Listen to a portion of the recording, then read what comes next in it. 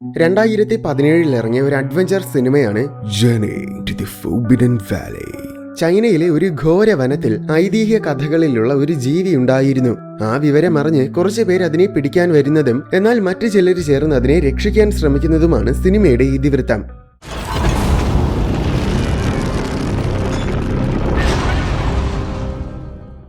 ചൈനയിലെ forbidden Valley എന്ന വനത്തിന്റെ ദൃശ്യത്തോടെയാണ് cinema തുടങ്ങുന്നത്.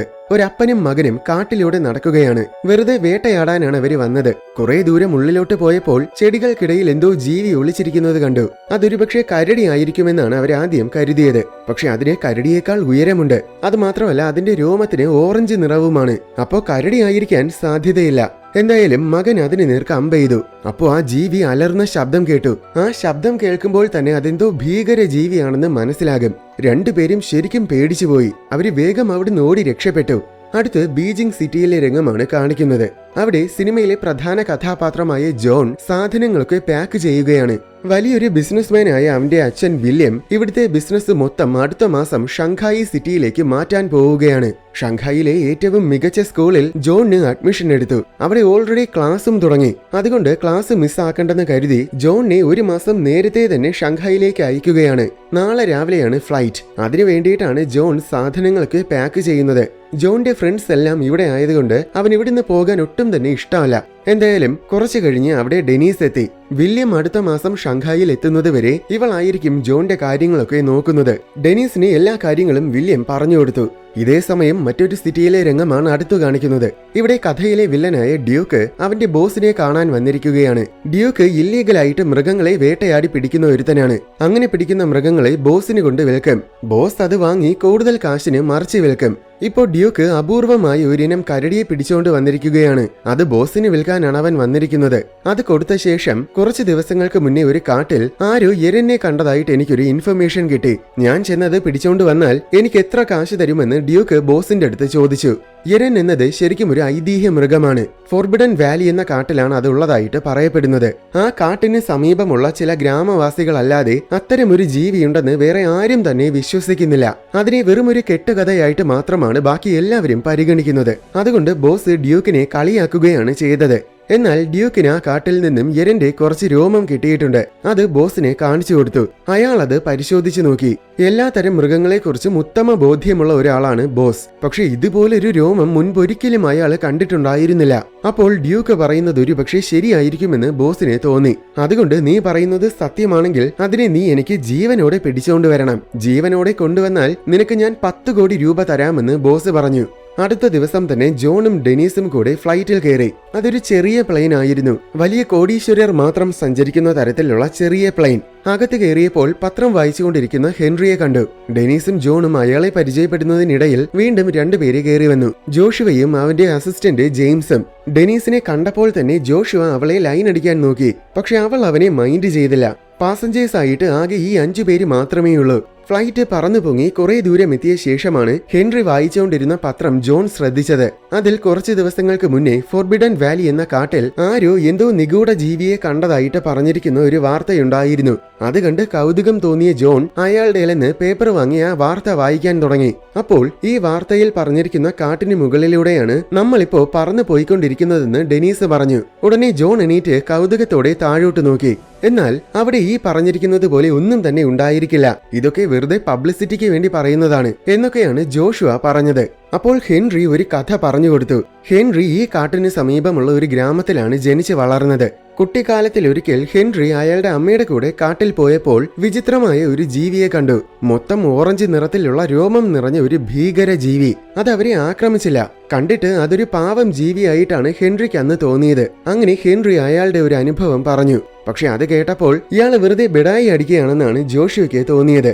അങ്ങനെ ഇരിക്കുമ്പോഴാണ് പെട്ടെന്ന് പ്ലെയിൻ ഒരു ശക്തമായ കൊടുങ്കാറ്റിൽ പെട്ടുപോയത്. അത് കാരണം പ്ലെയിൻ ഭയങ്കരമായിട്ട് കുലുങ്ങാൻ തുടങ്ങി. പുറത്ത് തീവ്രമായ ഇടിമിന്നലുകൾ ഉണ്ടാകുന്നത് കാണാം. എല്ലാവരും ശരിക്കും പേടിച്ചുപോയി. ജോഷുവ ആദ്യം ഭയങ്കര ധൈര്യശാലിയെ പോലെ ഇരുന്നു. പക്ഷേ കുറച്ചു കഴിഞ്ഞ് നോക്കിയപ്പോൾ എഞ്ചിനിൽ തീ പിടിക്കാൻ തുടങ്ങി. അത് കണ്ടതും ജോഷു ഉൾപ്പെടെ എല്ലാവരും പേടിച്ചലറി വിളിച്ചു. അവസാനം പ്ലെയിന് ആ കാട്ടിൽ തന്നെ വന്ന് തകർന്നു വീണു. പാസഞ്ചേഴ്സിൽ ആർക്കും തന്നെ കാര്യമായിട്ടൊന്നും സംഭവിച്ചില്ല. പക്ഷേ നിർഭാഗ്യവശാൽ പൈലറ്റ്സ് രണ്ടുപേരും മരിച്ചുപോയിരുന്നു. ആരെങ്കിലും വിളിച്ച് സഹായം തേടാമെന്ന് കരുതിയപ്പോൾ ഫോണിൽ ഒരു തരി പോലും സിഗ്നൽ കിട്ടുന്നില്ല. GPS സംവിധാനങ്ങളോ മാപ്പുകളോ അങ്ങനെ ഒന്നും തന്നെ ഇവരുടെ പക്കലില്ല. ഈ കാട്ടിലെ വഴിയും ഇവർക്കറിയില്ല. എങ്ങോട്ട് പോകണമെന്ന് യാതൊരു നിശ്ചയവുമില്ല. ചുരുക്കി പറഞ്ഞാൽ ഇവരിവിടെ ട്രാപ്പായി പോയെന്നർത്ഥം. പെട്ടെന്ന് പ്ലെയിനകത്തും തീ പിടിക്കാൻ തുടങ്ങി. ഉടനെ ജോഷുവ ആദ്യം ബോധം കെട്ട് കിടന്ന് ജോണിനെ എടുത്ത് പുറത്തു കൊണ്ടുവന്നു. അവനെ ഒരു മരച്ചുവട്ടിൽ ഇരുത്തിയിട്ട് ജോഷുവ ബാക്കിയുള്ളവരെ രക്ഷിക്കാൻ വീണ്ടും അകത്ത് കയറി. ആ തക്കത്തിൽ നേരത്തെ കണ്ട ഭീകരജീവി വന്ന് ജോണിനെ എങ്ങോട്ടോ എടുത്തുകൊണ്ടുപോയി. ജോഷുവ ബാക്കി 3 പേരെയും കൊണ്ട് പുറത്തു വന്നപ്പോൾ ജോണിനെ കണ്ടില്ല. അത് കാരണം ഡെനീസ് ആകെ ടെൻഷനിലായി. നീ ചെറുക്കനെ എവിടെ കൊണ്ട് കളഞ്ഞടാന്ന് ചോദിച്ച് അവള് ജോഷിയുടെ അടുത്ത് ദേഷ്യപ്പെട്ടു. എന്നിട്ട് ജോണിനെയും തേടി കാട്ടിലൂടെ നടക്കാൻ തുടങ്ങി. ഇതിനിടയിൽ ജോഷിയുടെ അസിസ്റ്റന്റ് ജെയിംസ് ആരും കാണാതെ ആഹാരങ്ങളും മരുന്നുകളുമൊക്കെ അടിച്ചു മാറ്റി പോക്കറ്റിലാക്കി.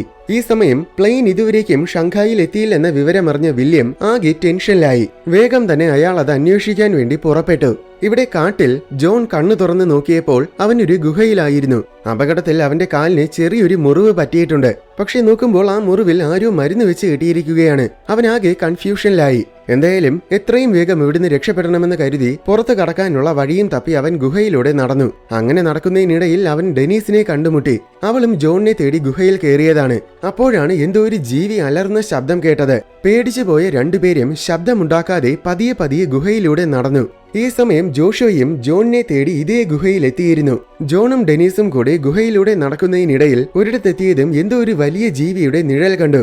രണ്ടുപേരും വേഗം ചെന്ന് ഒരിടത്ത് ഒളിച്ചിരുന്നു. പക്ഷെ എന്നിട്ടും ആ ജീവി ഇവരെ കണ്ടുപിടിച്ചു. അത് വലിയൊരു കരടിയായിരുന്നു. അതിവരെ ആക്രമിക്കാൻ വന്നതും നേരത്തെ കണ്ട ഓറഞ്ച് നിറത്തിലുള്ള ജീവി പിന്നാലെ വന്ന് കരടിയെ പിടിച്ചു. എന്നിട്ട് പുല്ല് പോലെ കരടിയെ കൊന്നുകളഞ്ഞു. അപ്പോഴാണ് നമ്മൾ ആ ജീവിയെ വ്യക്തമായിട്ട് കാണുന്നത്. അത് പ്രത്യക്ഷത്തിൽ ഗൊറില്ലയെ പോലെ തോന്നിക്കുന്ന ഒരു ജീവിയാണ്. പക്ഷെ അതിന് കരടിയേക്കാൾ വലിപ്പമുണ്ട്. ഈ ജീവിയെക്കുറിച്ചാണ് ഡ്യൂക്ക് നേരത്തെ പറഞ്ഞത്. അതായത് ഇതാണ് യെരൻ. ആദ്യം ഈ കാട്ടിലൂടെ നടന്ന അപ്പനും മകനും കണ്ടതും ഇതിനെയാണ്. കരടിയെ കൊന്ന ശേഷം അത് അവർക്ക് നേരെ തിരിഞ്ഞു. രണ്ടുപേരും എന്തു ചെയ്യണമെന്നറിയാതെ പകച്ചുപോയി. പക്ഷെ അത് അവരെ ഒന്നും ചെയ്തില്ല. അപ്പോഴാണ് ജോഷുവ അവിടെ എത്തിയത്. ആ ജീവി അവരെ ആക്രമിക്കാൻ നിൽക്കുകയാണെന്ന് കരുതിയ ജോഷുവ പിന്നിലൂടെ വന്ന് ഒരു കൂർത്ത കമ്പെടുത്ത് ജീവിയെ കുത്തി. പക്ഷെ എന്നിട്ടും യെരൻ ആരെയും ഒന്നും ചെയ്തില്ല. കുത്തുകിട്ടിയ വേദനയിൽ അത് പതിയെ പതിയെ അവിടുന്ന് പോയി. അത് കണ്ട് ജോണിന് ശരിക്കും സങ്കടം തോന്നി. കാരണം അതാണല്ലോ ഇവരെ കരടിയിൽ നിന്നും രക്ഷിച്ചത്. എന്നിട്ട് അതിനെ തന്നെ ദ്രോഹിക്കുകയും ചെയ്തു. അതിനാൽ അവനും യെരന്റെ പിന്നാലെ പോയി. കുറച്ചു ദൂരം പോയതും ജോൺ വരുന്നത് കണ്ട് യെരൻ ഒരിടത്ത് നിന്നു. അപ്പോൾ ജോൺ അടുത്തു വന്ന് ആ കുത്തിയിരിക്കുന്ന കമ്പിനെ വലിച്ചൂരിക്കൊടുത്തു. യെരൻ ജോണിനെ കൗതുകത്തോടെ നോക്കി നിന്നു. എന്നാൽ അകലെ നിന്നും ഡെനീസും ജോഷിയും ജോണിനെ തേടി വരുന്ന ശബ്ദം കേട്ടതും യെരൻ വേഗം അവിടെ ഓടി. അടുത്ത് കാട്ടിന് സമീപമുള്ള ഒരു ഗ്രാമമാണ് കാണിക്കുന്നത്. ഇവിടെ ഡ്യൂക്കും കൂട്ടരും ആദ്യം കണ്ട അപ്പനെയും മകനെയും കാണാൻ വന്നിരിക്കുകയാണ്. ഞങ്ങള് ശാസ്ത്രജ്ഞരാണെന്നും യെരനെ കുറിച്ച് പഠിക്കാൻ വേണ്ടിയിട്ടാണ് ഞങ്ങൾ ഇവിടെ വന്നിരിക്കുന്നതെന്നുമാണ് ഡ്യൂക്ക് അവരോട് പറഞ്ഞത്.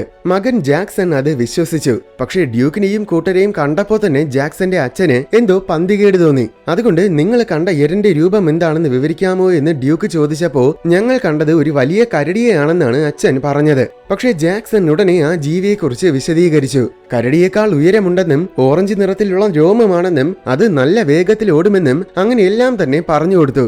അത് കേട്ടപ്പോൾ ഇവര് കണ്ടത് യെരനെ തന്നെയാണെന്ന് ഡ്യൂക്കിന് മനസ്സിലായി.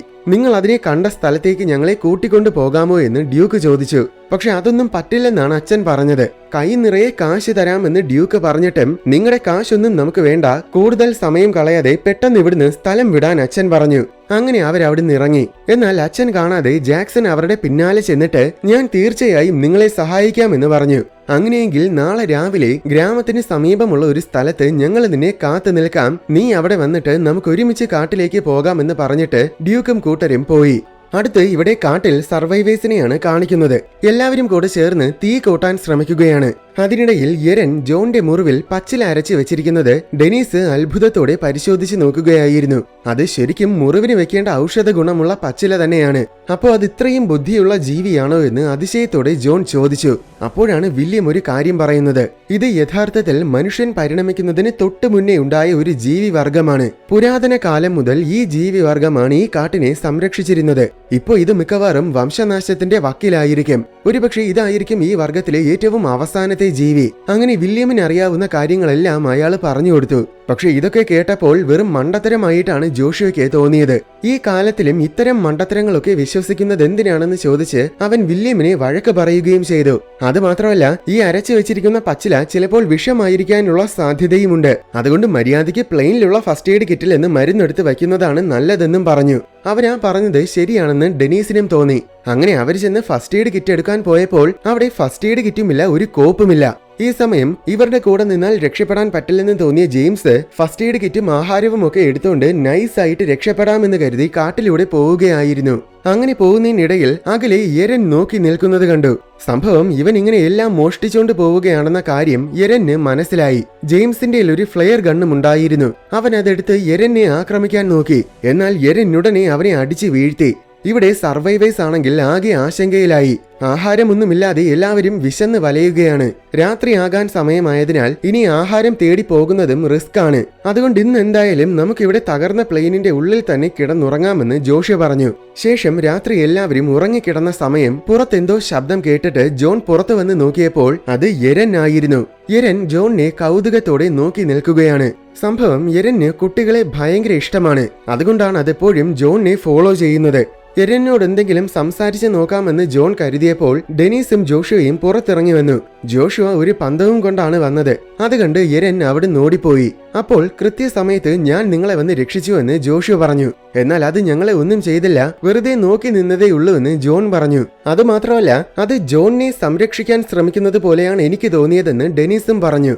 വന്യമൃഗത്തെ കണ്ടിട്ട് രക്ഷിക്കാൻ വന്നതാണെന്നൊക്കെ പറയുന്ന ഇവര് ശരിക്കും മന്ദബുദ്ധികൾ തന്നെയാണെന്ന് ജോഷുവ മനസ്സിൽ കരുതി. ശേഷം വീണ്ടും എല്ലാവരും ചെന്ന് കിടന്നുറങ്ങി.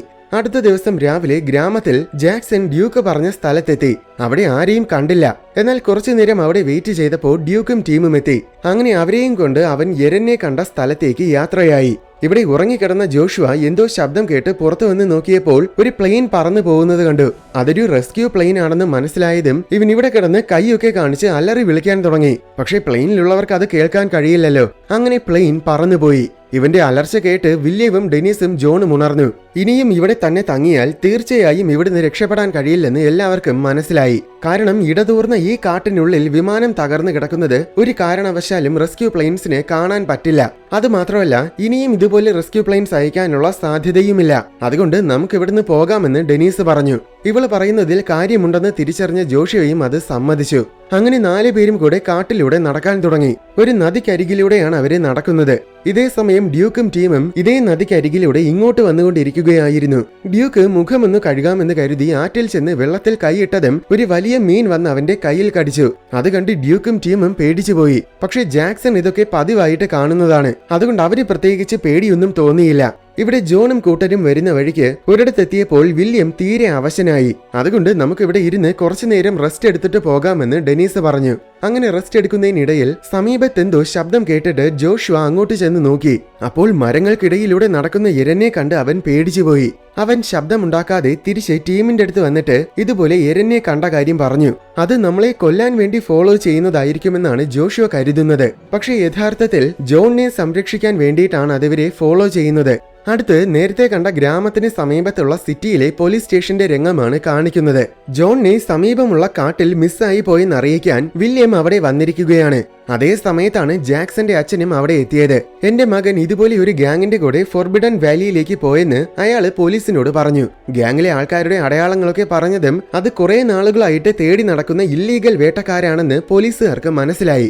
അതുകൊണ്ട് ഉടനെ 2 പോലീസുകാരെ അങ്ങോട്ടേക്ക് അയക്കാൻ പോലീസ് മേധാവി തീരുമാനിച്ചു. വില്യമിന്റെ മകന്റെ പ്ലെയിൻ ക്രാഷ് ആയതും അവിടെയാണ്. അതുകൊണ്ട് ആ പോലീസുകാരുടെ കൂടെ ഞാനും പോകാമെന്ന് വില്യം പറഞ്ഞു. എന്നാ പിന്നെ നിങ്ങൾക്ക് വഴി കാണിക്കാൻ ഞാനും വരാമെന്ന് ജാക്സന്റെ അച്ഛനും പറഞ്ഞു. ഇവിടെ ജോണും ടീമും വീണ്ടും നടക്കാൻ തുടങ്ങി. കുറച്ചു ദൂരം എത്തിയതും സമീപത്തൊരു ശബ്ദം കേട്ടു. അത് യെരനായിരിക്കുമെന്ന് കരുതി ജോൺ വേഗം അങ്ങോട്ടോടി. പക്ഷെ ചെന്ന് നോക്കിയപ്പോൾ അതൊരു കാട്ടുപന്നിയായിരുന്നു. പന്നി ജോണിനെ ആക്രമിക്കാൻ ഓടിച്ചു.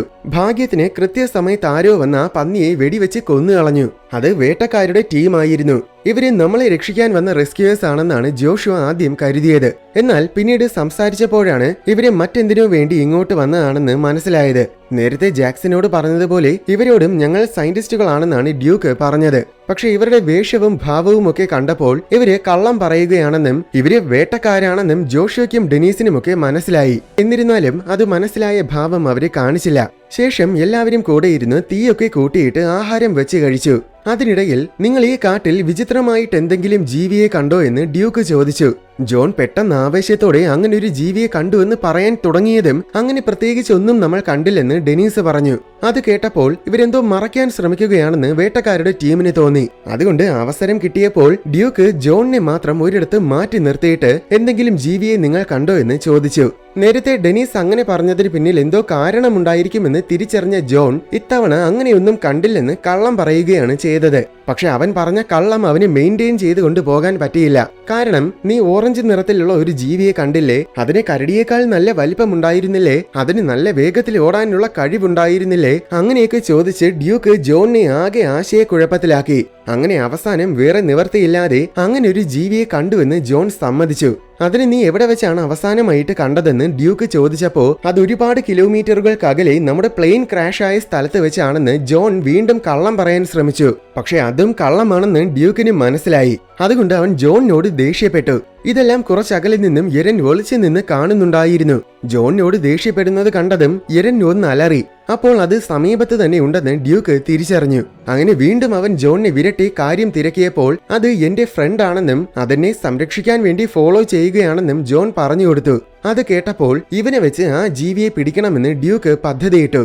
ഈ സമയം ഇവിടെ ജോഷുവയും ഡെനീസും കൂടെ ആഹാരം കഴിക്കുകയായിരുന്നു. അതിനിടയിൽ ഇവര് നമ്മൾ ഇവിടെ വന്നതിന്റെ തെളിവാണ്, അതുകൊണ്ട് ഇവരെ എത്രയും വേഗം തട്ടിക്കളയണം എന്നൊക്കെ പറഞ്ഞ് വേട്ടക്കാര് തമ്മിൽ പരസ്പരം ചർച്ച ചെയ്യുന്നുണ്ടായിരുന്നു.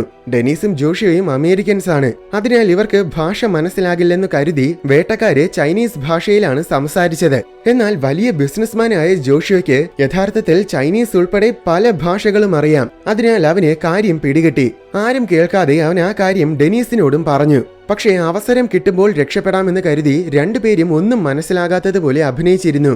ഈ സമയം വില്യം കുറച്ചകലെ ഒറ്റയ്ക്കിരുന്ന് വിശ്രമിക്കുകയായിരുന്നു. കുറച്ചു നേരം കഴിഞ്ഞപ്പോൾ അയാൾക്ക് ഭയങ്കര തലവേദന തോന്നി. അപ്പോഴാണ് സമീപത്ത് വേട്ടക്കാര് കൊണ്ടുവന്ന ഒരു പെട്ടി കിടക്കുന്നത് കണ്ടത്. അതിൽ മരുന്ന് വല്ലതും കാണുമോ എന്ന് കരുതി വില്യം ചെന്ന് അത് തുറന്നു നോക്കി. പക്ഷേ മരുന്നിന് പകരം അതിൽ മൊത്തം മയക്ക് വെടിവെക്കാനുള്ള ആയുധങ്ങളായിരുന്നു. അപ്പോഴാണ് ഇവര് വേട്ടക്കാരാണെന്ന് വില്യം തിരിച്ചറിഞ്ഞത്. അതേ സമയത്തിലാണ് ജോണിനെയും പിടിച്ച് വലിച്ചുകൊണ്ട് ഡ്യൂക്ക് അതുവഴി വന്നത്. ഉടനെ വില്യം ഒരു മയക്ക് വെടിവെക്കുന്ന തോക്കെടുത്ത് ഡ്യൂക്കിന് നേർക്ക് ചൂണ്ടി. എന്നിട്ട് ജോണിനെ വെറുതെ വിടരാന്ന് പറഞ്ഞ് ഭീഷണിപ്പെടുത്തി. പക്ഷെ ഭീഷണിപ്പെടുത്തി തീർന്നതും വില്യം ബോധം കെട്ട് വീണു. ഇവിടെ അവസരം കിട്ടിയതും ജോഷുവയും ഡെനീസും കൂടെ രക്ഷപ്പെടാൻ ശ്രമിച്ചു. പക്ഷേ വേട്ടക്കാരെല്ലാം കൂടെ രണ്ടുപേരെയും നിസ്സാരമായിട്ട് പിടികൂടി. എന്നിട്ട് അവരെ ഒരു മരത്തിൽ കെട്ടിയിട്ടു.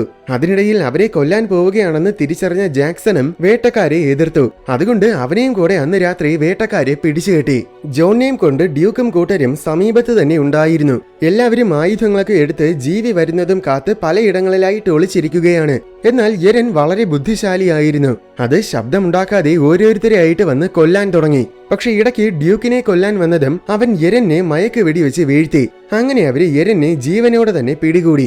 അടുത്ത ദിവസം രാവിലെ വില്യമിനെ ചെന്ന് നോക്കിയപ്പോൾ അയാള് മരിച്ചു കിടക്കുകയാണ്. അത് കണ്ട് ജോൺ ആകെ വിഷമത്തിലായി. അയാളെ അവിടെ തന്നെ ഒരിടത്ത് കുഴിച്ചിട്ടു. ഡ്യൂക്കിന്റെ കൂടെയുള്ള പലരെയും ഇന്നലെ രാത്രി എരൻ കൊന്നതിനാൽ ഇനി എരനെ തൂക്കിക്കൊണ്ടു പോകാൻ ആള് കുറവാണ്. അതുകൊണ്ട് ഡ്യൂക്ക് ജോണിനെയും ടീമിനെയും തൽക്കാലത്തേക്ക് കൊന്നില്ല. അങ്ങനെ എല്ലാവരും കൂടെ എരനെയും കൊണ്ട് നടക്കാൻ തുടങ്ങി. കുറെ ദൂരം എത്തിയപ്പോൾ ഡ്യൂക്ക് ഷോർട്ട് കട്ട് പോലെ തോന്നിയ ഒരു വഴി കണ്ടു. അതുവഴി പോയാൽ ഗ്രാമത്തിൽ എളുപ്പത്തിലെത്താൻ സാധിക്കില്ലേ എന്ന് ഡ്യൂക്ക് ജാക്സന്റെ അടുത്ത് ചോദിച്ചു. അതുവഴി പോയാൽ എളുപ്പത്തിൽ എത്താൻ സാധിക്കും, പക്ഷെ അത് വളരെ ഡേഞ്ചറസ് ആയ ഒരു വഴിയാണ്. അതുകൊണ്ട് നമുക്ക് അതുവഴി പോകണ്ടെന്നാണ് ജാക്സൺ പറയുന്നത്.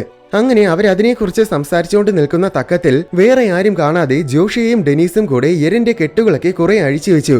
ഇതേ സമയം രണ്ട് പോലീസുകാരും വേട്ടക്കാരെ തേടി കാട്ടിലൂടെ വരുന്നുണ്ടായിരുന്നു. ഒപ്പം വില്യവും ജാക്സന്റെ അച്ഛനുമുണ്ട്. കുറെ ദൂരം നടന്നപ്പോൾ അവര് അകലെ വെച്ച് ഡ്യൂക്കും ആൾക്കാരും കൂടെ എന്തോ ജീവിയും കൊണ്ട് പോകുന്നത് കണ്ടു. ഉടനെ പോലീസുകാര് ഡ്യൂക്കിനെയും ടീമിനെയും വെടിവെക്കാൻ തുടങ്ങി. അങ്ങനെ പോലീസുകാരും ഡ്യൂക്കിന്റെ ടീമും തമ്മിൽ പൊരിഞ്ഞ ഫൈറ്റായി. ഫൈറ്റിൽ ഡ്യൂക്കിനെ ഒഴികെ അവന്റെ കൂടെ ഉണ്ടായിരുന്ന ബാക്കി എല്ലാവരെയും പോലീസുകാര് കൊന്നുകളഞ്ഞു. അതിനിടയിൽ എരൻ രക്ഷപ്പെടുകയും ചെയ്തു. കാരണം ഓൾറെഡി മറ്റവര് കുറെ കെട്ടുകൾ അഴിച്ചു വെച്ചിട്ടുണ്ടായിരുന്നല്ലോ. ജോണും ടീമുമാണെങ്കിൽ നൈസായിട്ട് ഒരിടത്ത് ഒളിച്ചിരുന്നു. അപ്പോഴാണ് വില്യം ജോണിനെ വിളിക്കുന്ന ശബ്ദം കേട്ടത്. അപ്പോൾ ഒളിച്ചിരുന്നിടത്ത് നിന്ന് ജോൺ എണീറ്റ് വില്യമിന്റെ അടുത്തേക്ക് ഓടി. എന്നാൽ നേരെ ചെന്ന് കയറിക്കൊടുത്തത് ഡ്യൂക്കിന്റെ മുന്നിലാണ്. അങ്ങനെ ഡ്യൂക്ക് ജോണിനെ പിടികൂടി. ഉടനെ വില്യവും ഡ്യൂക്കിന്റെ മുന്നിലെത്തി. എന്റെ മകനെ ഒന്നും ചെയ്യരുത്, നിനക്ക് എത്ര കാശ് വേണമെങ്കിലും ഞാൻ തരാമെന്നൊക്കെ വില്യം പറഞ്ഞു. പക്ഷെ ഡ്യൂക്ക് അതൊന്നും വകവെച്ചില്ല. അവസാനം അവൻ ജോണിനെ കൊല്ലാൻ നിന്നതും ഭാഗ്യത്തിന് ജോഷുവ പിന്നിലൂടെ വന്ന് ഡ്യൂക്കിനെ അടിച്ചു. അത് കാരണം അവന്റെ തോക്കും തെറിച്ചുപോയി. ശേഷം ഡ്യൂക്കും ജോഷുവും തമ്മിൽ ഫൈറ്റ് ആയി. പക്ഷെ ഡ്യൂക്ക് ജോഷുവയെ പുല്ല് പോലെ ഇടിച്ചിട്ടു. എന്നാൽ അപ്പോഴാണ് മുകളിൽ നിന്ന് എരൻ വലിയ പാറക്കല്ലുകളൊക്കെ എടുത്ത് ഡ്യൂക്കിനെ എറിയാൻ തുടങ്ങിയത്. തോക്കെടുത്ത് തിരിച്ചു വെടിവെക്കാമെന്ന് കരുതിയപ്പോൾ തോക്കാണെങ്കിൽ വർക്കാകുന്നതുമില്ല. അങ്ങനെ ഇനി ഇവിടെ നിന്നാൽ പണി പാളുമെന്ന് തിരിച്ചറിഞ്ഞ ഡ്യൂക്ക് രക്ഷപ്പെടാൻ വേണ്ടി പെട്ടെന്ന് അവിടെ നോടി. പക്ഷെ എരൻ അവനെ വിടാതെ പിന്തുടർന്നു. അവസാനം അവൻ ഓടി ഓടി ഒരു കൊക്കയുടെ മുന്നിൽ ചെന്നുപെട്ടു. ഇനി ഇവിടുന്ന് എങ്ങോട്ടും ഓടാൻ സാധിക്കില്ല. ഒടുവിൽ എരനും അവിടെ എത്തി. എന്നെ ഒന്നും ചെയ്യല്ലേ, ഞാൻ ഇനി ഇവിടെ വരില്ല, എന്നെ വെറുതെ വിട് എന്നൊക്കെ പറഞ്ഞ് ഡ്യൂക്ക് അപേക്ഷിച്ചു നോക്കി. പക്ഷെ എരൻ അവനെ തൂക്കിയെടുത്ത് നേരെ താഴോട്ടെറിഞ്ഞു. അങ്ങനെ അവന്റെ കഥ അവസാനിച്ചു. എന്നിട്ട് തിരിച്ചിറങ്ങി വന്നതും വഴിയിൽ എരനെയും കാത്ത് ജോൺ നിൽപ്പുണ്ടായിരുന്നു. എന്നെ രക്ഷിച്ചതിന് നന്ദി എന്ന രീതിയിൽ ജോൺ എരനെ നോക്കി. അപ്പോൾ ഗുഡ് ബൈ പറയുന്നത് പോലെ എരനും കുറച്ചുനേരം ജോണിനെ നോക്കി നിന്നു. എന്നിട്ട് എരൻ കാട്ടിലേക്ക് ഓടി മറഞ്ഞു. ആ ദൃശ്യത്തോടെ സിനിമ അവസാനിക്കുകയാണ്.